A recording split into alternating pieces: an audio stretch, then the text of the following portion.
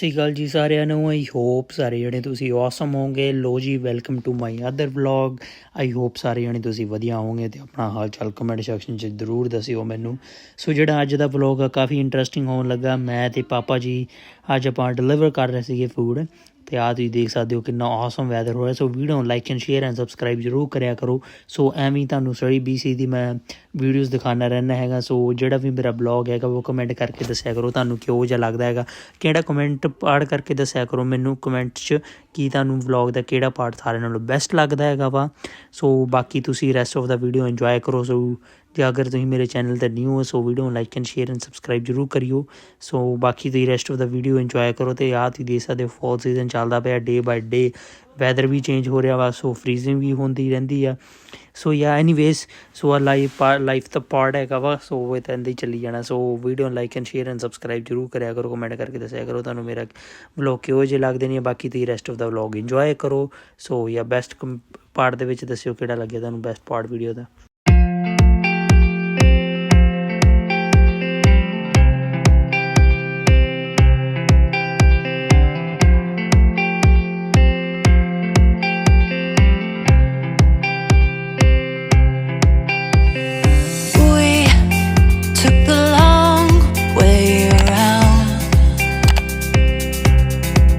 Running through the fields and the back streets just to get away.